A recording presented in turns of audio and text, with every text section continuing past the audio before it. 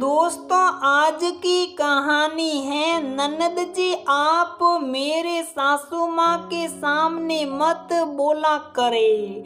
दोस्तों, कहानी शुरू करने से पहले अगर आपने हमारे चैनल को सब्सक्राइब नहीं किया है तो सब्सक्राइब कर लीजिए ताकि आपके पास पहुँचे हर नया वीडियो।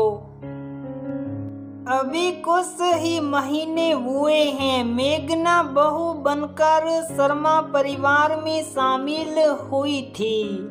छोटा सा परिवार था, उसका सास ससुर पति और एक छोटी ननद रेनू, जिसकी शादी लगभग तय हो चुकी थी। उसकी माँ ने अपने आशीर्वाद के साथ अपना ज्ञान भी आंचल में बांध कर दिया था कि सास ससुर को माता पिता और छोटी ननद को बहन सम्मान समझना। मायके में जिस तरह से भाई बहनों में अनबन होती है वहाँ भी होती है। जैसे यहाँ मान जाती हो वहाँ भी मान जाना, तभी परिवार सुख शांति से रहता है। खुशी के पल कितनी जल्दी बीतने लगते पता भी नहीं चलता है। मेघना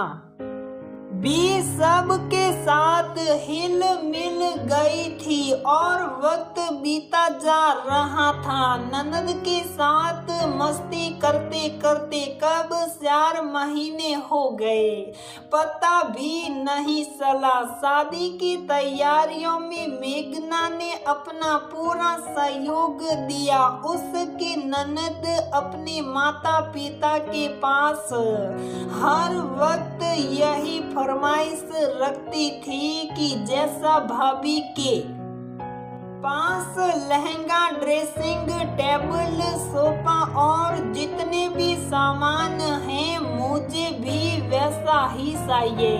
माँ तो माँ होती हैं, वो तो अपनी बेटी के लिए कुछ भी कर जाती हैं, बशर्ते बेटी सब पाकर खुश रहे। मेघना की सास ने कहा, बहू तुम्हारे पास तो दो लहंगा हैं, उसमें से एक मेघना को बहुत पसंद है। अब तुम लहंगा पहन के क्या करोगी तो उसे दे दो। एक घड़ी को मेघना संकोच की, क्योंकि अभी उसकी शादी को वक्त ही कितना हुआ था। उसने भी बड़े प्यार से अपनी शादी की तैयारी की होगी, परंतु परिवार के प्यार के आगे एक लहंगा क्या मायने रखता है, ये सोच कर मेघना ने अपने लहंगे को अपनी सास के हाथों में सौंप दिया। एक रोज बाजार में जब सभी लोग शादी की खरीदारी करने गए, उसकी ननद हर चीज में अपने लिए सबसे अच्छा ढूंढती थी। वही मेघना की नजर एक साड़ी पर पड़ी, उसे वो बहुत अच्छी लग रही थी। उसके ससुर ने कहा, बहू अगर तुम्हें ये पसंद है तो तुम ले लो। मेघना ने बड़े आदर से कहा, पापा जी ये साड़ी मैं अपने लिए नहीं मम्मी जी के लिए देख रही हूँ, उन पर बहुत अच्छी लगेगी। वो मुस्कुराने लगे। रेनू ने कहा, भाभी शादी मेरी है माँ की नहीं, और आप मेरे लिए पसंद करो, माँ तो कुछ भी पहन लेगी है ना माँ मुस्कुराई। परंतु वही मेघना को वो साड़ी इतनी पसंद आई कि उसने अपने पति को कहकर वो साड़ी अपनी सास के लिए ले ली। शादी के दिन सब तैयार हो रहे थे। बेटी की माँ को कहा, फुर्सत होती हैं। बेचारी इधर उधर में लगी हुई थी, बाल बिखरे थे। तभी मेघना अपनी सास को बोली, मम्मी जी आप थोड़ी देर के लिए इधर आएगी। और वो उन्हें जबरदस्ती कमरे में ले गई और उन्हें वो साड़ी पहनाई, उनके बाल संवारे और बोली, अब ठीक हैं, अब आप जाइए और जो भी काम हो मुझे बताइए, मैं कर दूंगी। आप लड़की की माँ हैं, आपका भी तो एक अलग रुतबा है जो लोगों को दिखना चाहिए। सास मुस्कुराई और मेघना को प्यार दी और दूसरे काम में लग गई। शादी बहुत अच्छे से संपन्न हुई, बेटी विदा हुई। माँ को दुख तो होता ही है, किंतु उस माँ को संभालने के लिए बहू ने बेटी की भूमिका निभाई।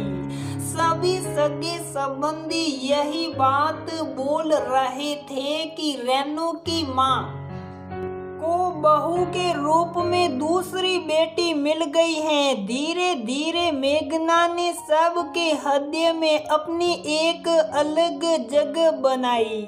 मेघना की सास अब पूरी तरह से निश्चिंत हो चुकी थी, क्योंकि मेघना ने बड़े अच्छे से सब कुछ संभाला था। कुछ महीनों बाद मेघना की ननद घूम फिर के पग फेरे के लिए अपने मायके आई थी। रेनू अपनी ससुराल की बहुत तारीफ कर रही थी। हर बात पर वो कहती, मम्मी आप तो ऐसे करती हो, मेरी सास तो इतने अच्छे से रहती हैं। हर बात पर वो अपने ससुराल की तुलना और तारीफ करती थी, जो कहीं न कहीं मेघना और उसकी सास को बुरी लग रही थी।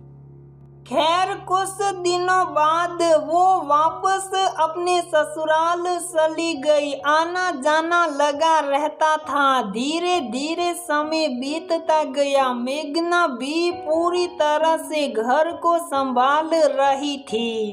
एक रोज रेनू अपने पति के साथ मायके आई हुई थी। उसने बड़े प्यार से अपनी ननद और नंदोई के पसंद का खाना बनाया। सब खा रहे थे।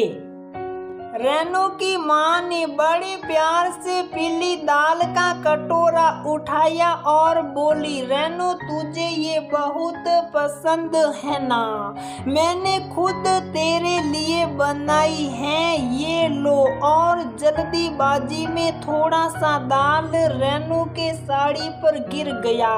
रेनू ने बहुत तेज आवाज में कहा, ये क्या कर दिया माँ, इतनी महंगी साड़ी है, खराब कर दिया आपने।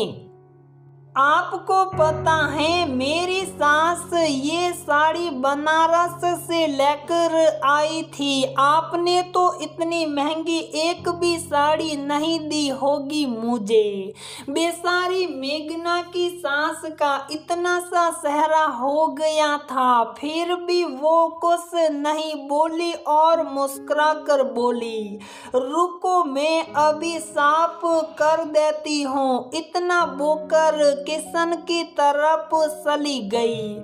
मेघना ने बात को संभाला और बोली, कोई बात नहीं रेनू जी, तुरंत साफ हो जाएगी, मैं अभी आती हूँ। और वो सास को देखने चली गई। मेघना को देखते ही उसकी सास बोली, मैं ठीक हूँ बहू, तुम बाहर संभालो, मैं रसोई संभाल लूंगी। मेघना ने कहा, मम्मी जी आप रेनू जी की बातों का बुरा मत मानिए। बेटी माँ पर अपना अधिकार समझती हैं तभी वो कुछ भी बोल जाती हैं। चलिए सबके साथ बैठते हैं।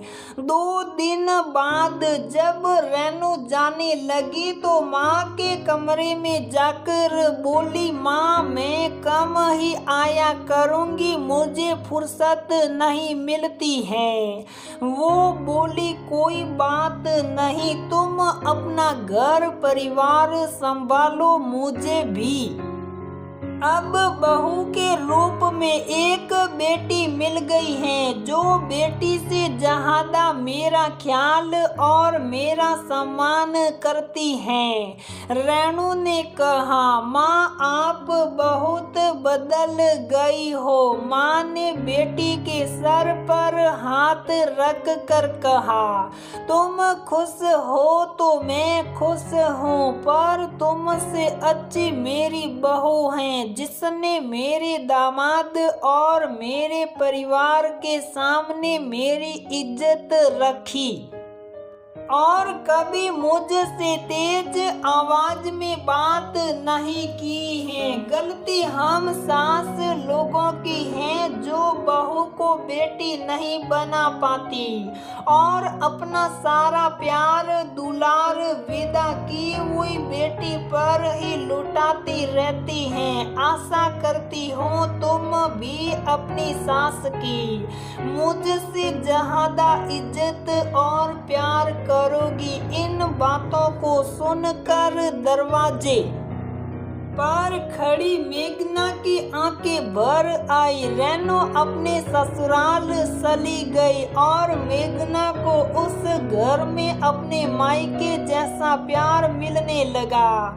ये देखकर कहीं न कहीं रेनू को भी अपनी गलती का एहसास हुआ और वो भी अपने ससुराल में अपनी माँ की दी हुई सीख को निभाने की कोशिश करती। अगर हर सास बहू को बेटी का दर्जा दे तो दुनिया में कोई ऐसी बहू नहीं जो सास को माँ का प्यार नहीं दे सकती है। बस एक बार कोशिश करके तो देखे, बहू को बेटी जैसा प्यार करके तो देखे, बेटी से बढ़कर बहू प्यार करेगी।